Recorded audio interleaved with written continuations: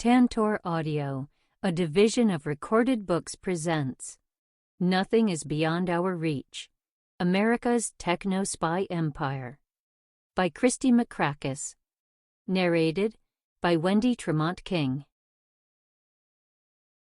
Preface. Some people spend their free time embarking on secular pilgrimages to places like Machu Picchu in search of mystery, history, and adventure. While preparing this book, I needed a similar journey to better understand and get inside America's secret world of intelligence.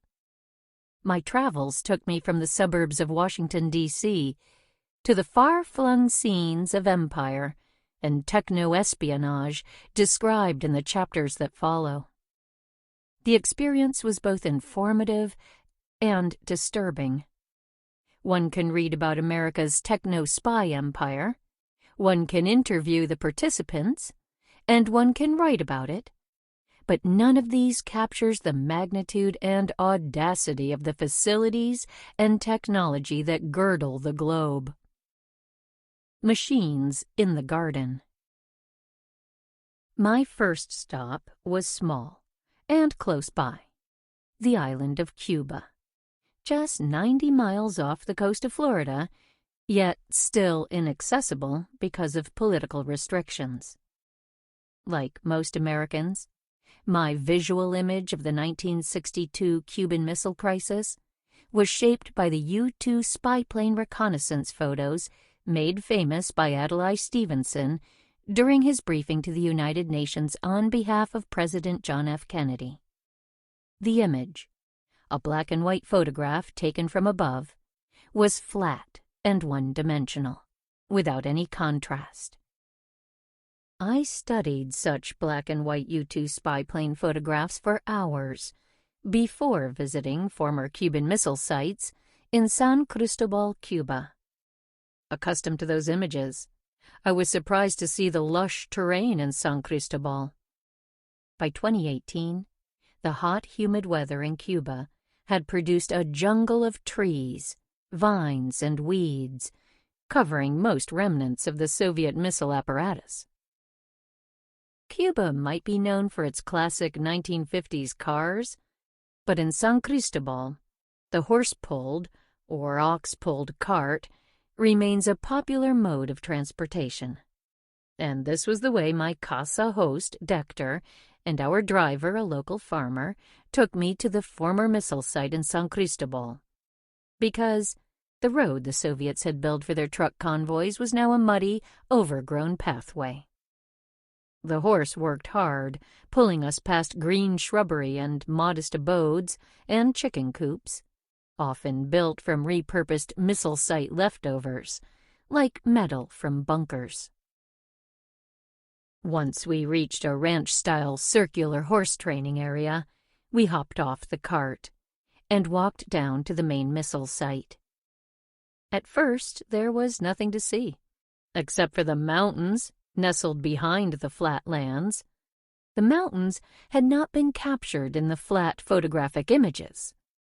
Before my very eyes, the black-and-white images of missile launchers, tents, and temporary buildings dissolved.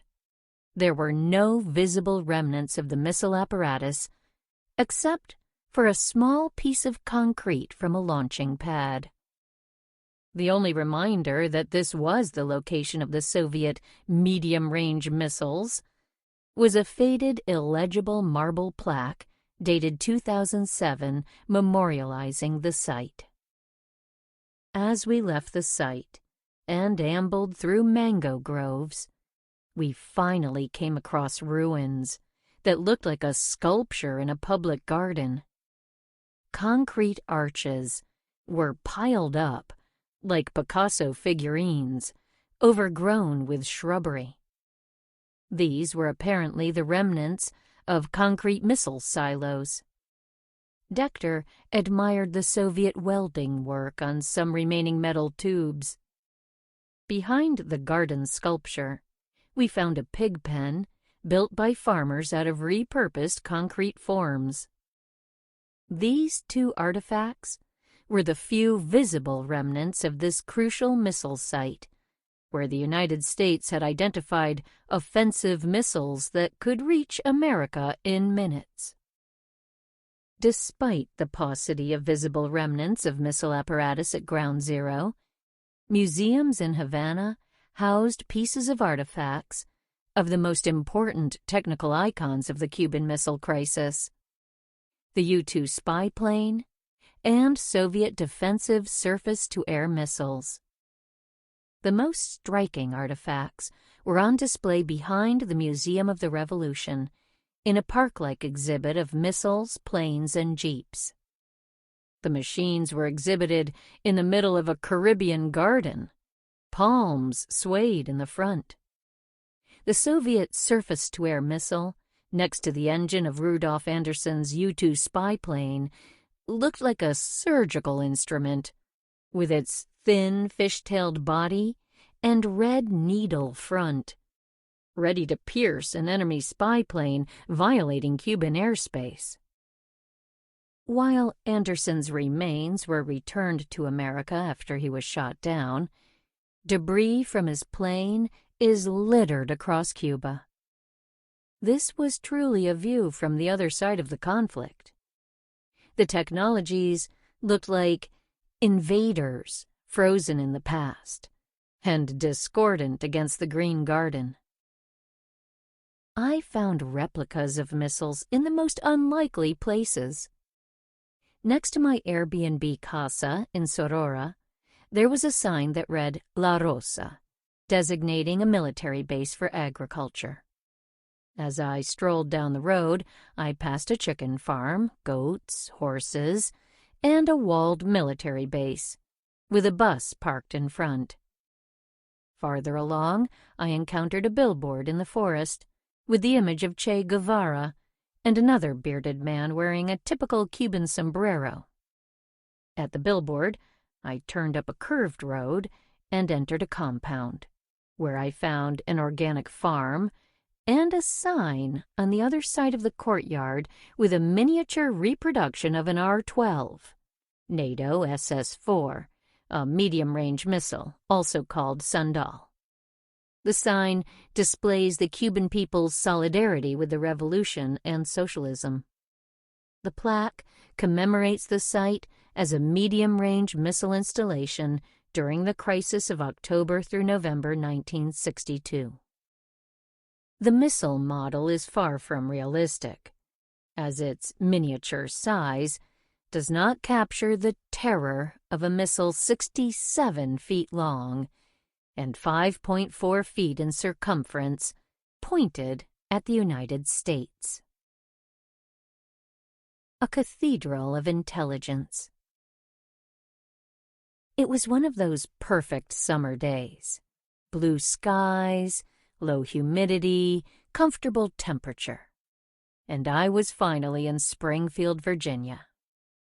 I had spent hours poring over Google Maps images of the mysterious National Geospatial Intelligence Agency, NGA, buildings located at 7500 GeoInt Drive. The map featured an odd steel cone that resembled a bunker encasement that bridged two large crescent-shaped buildings. The address alone reflected the creation of a new street for a new suburban subdivision, actually a secure campus, in the national security landscape. Before driving through the security gates, a big fuel truck with an American flag emblazoned on its side and "Mission Critical" pasted underneath passed me on Highway 286. There are plenty of spy agencies in this corner of Northern Virginia that need mission-critical fuel, including the National Reconnaissance Office, NRO, about 25 miles north in Chantilly. But the NGA building was something different. When it was completed in 2011, it was said to be the third largest federal building in the greater Washington, D.C. area, following on the heels of the Pentagon and the Ronald Reagan Building. Northern Virginia is what the historian Andrew Friedman called the covert capital of U.S. empire, though he focused on the CIA and not the NRO or NGA. The landscaping, with its freshly planted young trees and neatly manicured grass, and the recently paved roads snaking through the 130-acre campus connecting the parking lots, accentuated the newness. The visitor center entrance is adorned with an elongated sign identifying the National Geospatial Intelligence Agency, its address, and the NGA logo, which is a moon shining on Earth at off-center left. The sign is bookended by two big boulders. All guests have to park in the visitors' parking lot before entering the self-standing glass Visitors Control Center, where two guards, flanked by two flags, one the U.S. flag, the other the NGA's global logo flag, greet guests at the entrance, usually contractors. The NGA probably doesn't get many visiting historians. A sign on the wall, "No classified conversations allowed at the visitor center," greets guests in the sitting area. This would become a theme of the building architecture and visit. An open, glass-encrusted space with lots of light, but there are continual reminders of the secret nature of the work of the inhabitants of the building. All the buildings, and the campus itself, are a metaphor for U.S. national security agencies coexisting with an American ethos of openness. After my escort picked me up, let's call him Jim, we ambled past some historical poster boards along the outdoor path to the main building, adorned with striking trapezoid windows, reportedly over 1,700 of them, a far cry from the National Imagery and Mapping Agency's, NEMA's, former windowless brick building in Bethesda. Ordered chronologically from World War I to the present, the posters chronicled some of the numerous predecessor agencies' greatest hits, from the Cuban Missile Crisis to the Gulf War to the Global War on Terror. Since the NGA is an amalgam of predecessor organizations, like the National Photographic Interpretation Center, NPIC, and NEMA, its history is a bewildering alphabet soup of acronyms. With the merging of the U.S. government's mapping and photographic interpretation capabilities, the NGA houses the largest number of employees in one building, some 9,000 in Springfield alone, and another 5,000 in its St. Louis facility. Our first stop before going to the museum was a chat over coffee at the in-house Starbucks, whose baristas have security clearance. As we entered the atrium that houses the shops, it's hard not to look up and around. The space is the size of the Grand Central Station atrium. It turned out that the bunker-like material was the atrium roof. It looked like a modern cathedral of intelligence because of its opulence and the priorities of our society.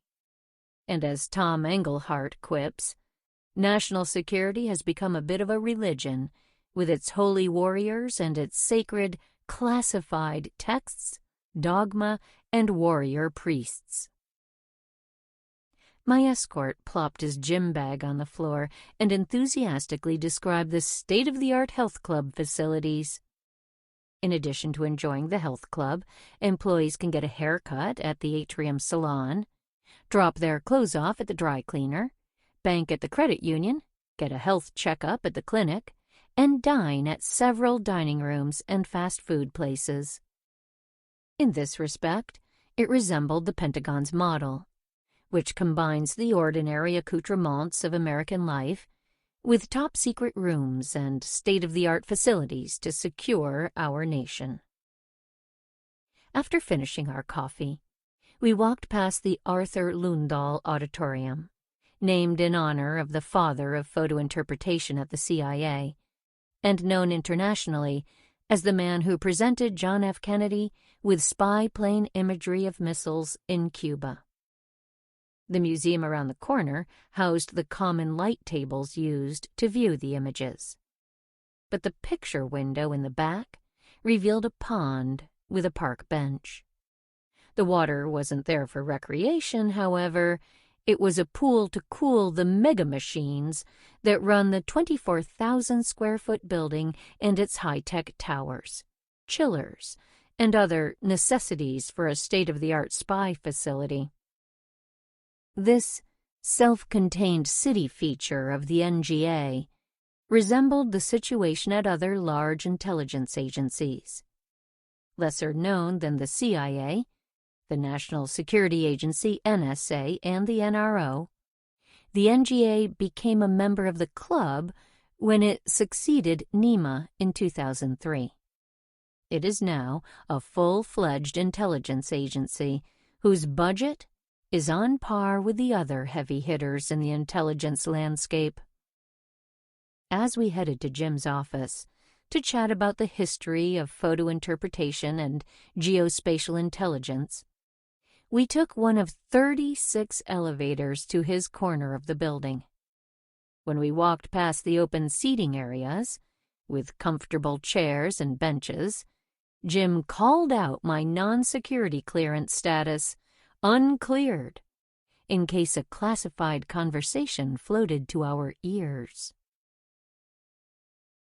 The post-9/11 period was marked by unbridled growth and nearly unrestricted funding for U.S. national security and intelligence.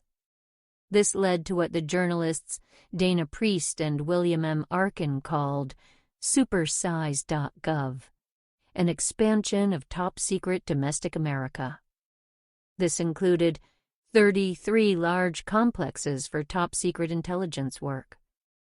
I never imagined supersize.gov would include a cathedral of intelligence, and the jaw-dropping megastructures at the new NGA building, which was built after Priest and Arkin published their Washington Post series in 2010 and book in 2011. Another enormous national security repository, the Utah Data Center, was completed by the NSA in 2013 to store the vast amount of data hauled in by the NSA's installations around the world. The heavily fortified $2 billion complex can store yottabytes of data. NSA chronicler James Bamford said the center was built to intercept, decipher, analyze, and store vast swaths of the world's communications as they zap down from satellites and zip through the underground and undersea cables of international, foreign, and domestic networks. I like to tell my students to imagine what a Martian landing in the United States would say upon encountering such a complex. What would the Martian think about the priorities of our society that we would build a $1 billion, 1 million square foot facility to store the world's emails, cell phone calls, Google searches, and digital pocket litter? It is hard to imagine how this hypertrophied global security state will ever shrink. It is improbable, of course, that the buildings would be repurposed for other domestic needs like health, infrastructure improvements, and education. Although the intelligence community has been downsized in the past budgetarily, the megastructures are a new phenomenon. New Zealand. Radomes in the vineyard. I was excited when I had the opportunity to teach in New Zealand in January 2020, shortly before the pandemic hit, because I had become fascinated with a spy base built with American technology and located in the heart of Marlborough wine country.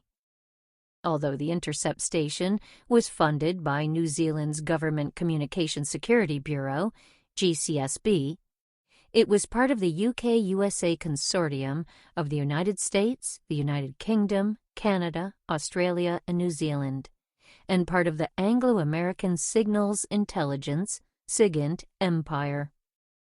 As I had found for Cuba and Springfield, Virginia, Google Maps offered a bird's-eye but somewhat flat view of the facility. I began imagining combining a wine-tasting cycling tour with a visit to a spy base in New Zealand's wine country. A spy base visit for wine lovers. A small group of us from my university's study abroad program was sitting around a brown formica rectangular cafeteria table, eating chicken curry together on our third day in Wellington, New Zealand's capital, when I broached the topic of doing a bike tour of wine country in Marlborough, along with a spy base visit. Two colleagues jumped at the chance. An outspoken Iranian engineer, now a U.S. citizen, Arash, and our forever smiling bear of a man, an American physiologist, Adam. Together, we prepared for our adventure. We booked ferry tickets, rented a car, and reserved a motel apartment in Blenheim. Upon arriving at the motel and depositing our luggage, Adam drove us to the site, since he was experienced driving on the left side of the road. As we headed toward Waihopai Valley Road on State Highway 6, we passed miles of verdant vineyards nestled at the bottom of distant mountains. After turning onto Waihopai Valley Road, we saw a sign written in Art Deco style announcing Spy Valley Wines. Curious, we got out of the car to stroll around the vineyard. The site offered a superb view of the green vines set against a golden mountain backdrop. What a fitting entrance to the Waihopai spy base down the road. And of course, the location inspired its moniker. It became the gateway to our spy base tour. The winemakers had affixed a message in Morse code on the wine's label. When decoded, it read, "For wine lovers." As we drove down Waihopai Valley Road, a cascade of lush green vineyards unfolded against the late afternoon sun. When we got closer to the intercept station, an enormous hedge of planted evergreens created a natural wall, some 50 feet high, blocking the view. After we passed the hedge wall, suddenly a large moon appeared to rise on the horizon. But it wasn't a moon. It was one of the two white radomes nestled in a vineyard. The radomes protected giant satellite dishes. The view was totally different from what I had imagined. Instead of an arid, cookie-cutter layout of vineyards, as displayed in the Google Earth satellite view, a luxuriant green landscape framed by blue-tinted mountains whisked by us on both sides of the road. Adam blurted, "It looks like Epcot in Orlando," referring to the huge geodetic sphere that greets guests as they enter the theme park at Walt Disney World in Florida. The analogy turned out to be more telling than just the golf ball-like structure. Epcot features a dark ride into the past of human communications, from the alphabet to modern telecommunications. It was an easy, slippery slope to harness modern global satellites for spy purposes. Before arriving at the spy base, we saw a road next to the government property. I thought it would be a good vantage point to take some more photographs. We pulled up past a ranch-style house, and I took out my camera and started shooting. Within minutes, Adam beckoned me over. "Hey, Kristie, this lady wants to talk to you." I heard a woman screaming from the open front door. Implacable Adam calmly pointed his finger at me and said, "Talk to her." As I turned toward the door, I saw the woman's contorted face. I tried to tell her, It would be great to talk to her about what it's like living next to a spy base, but she was so agitated, yelling at us to leave the property, that she didn't hear me. A young boy peered out of the picture window. Arash, who was more concerned about her reaction, firmly said, "Kristie, you better get in the car." As we sped off, the woman shouted, "You are rude. This is private property." We looked around and didn't see a sign or any barrier blocking our entrance down the driveway. "Kristie, you realize I'm Iranian, right?" exclaimed Arash, in his slight Iranian accent. I playfully replied, "Yes, you're a double agent." Of course, if we were stopped by police, Arash could be accused of being an Iranian spy. But this deterred only my companions. As we approached the spy base, the two white domes got larger. On the opposite side of the road, I saw a sign for Nobilo Hayblock Vineyard. Nobilo being one of the most ubiquitous Sauvignon Blanc wines in the United States. At the spy station, sheep grazed in the fields. Grapevines filled the property in steady rows. Shedding bark trees lined the street. It could be a normal farm, except for the high-tech spy apparatus plopped squarely in the middle. The exterior fence looked primitive. It was the kind used to prevent animals from leaving the property. There were no visible guards. I zoomed in with the camera and saw a heftier barbed wire fence near the buildings. As we got closer to the property, yellow signs warned, "Defense area. No admission except on business." Unfortunately, I couldn't think of a reason to gain access to the building. But I wondered how the New Zealand peace movement was effortlessly able to march on defense property. Some had even breached the inner fence. There was a road leading to the entrance, and I urged Adam to drive down it. But, spooked by the screaming lady encounter, he floored the accelerator and zoomed off. The next day, as we biked along paths, stopping to sample Sauvignon Blanc at open wine cellar doors, the spy base never came into view. Tourists are kept busy sampling wines at over a dozen wineries north of Route 6.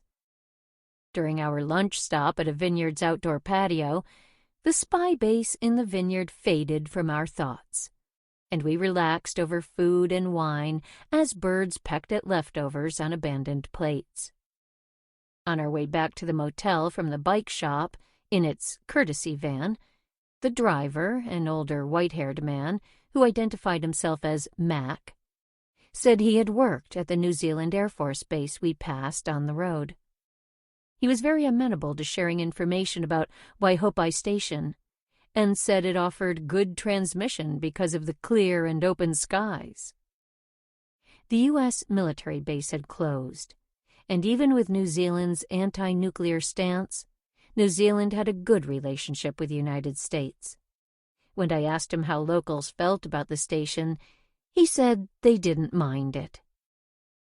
To learn more about the spy base, I contacted an investigative journalist, Nikki Hager, for a lunch appointment after returning to Wellington. I had read Hager's extraordinary book on the GCSB and its place in the International Alliance weeks before, Secret Power. We met at the Bucket Fountain, a kinetic sculpture that dumps water in buckets as it moves. It is Wellington's popular outdoor meeting place on funky Cuba Street.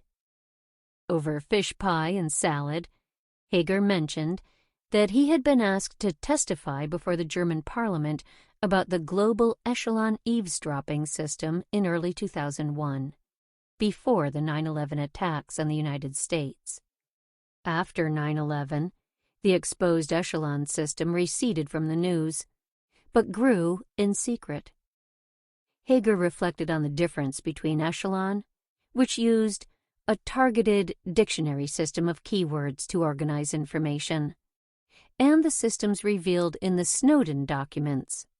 The NSA and its SIGINT Sample complete.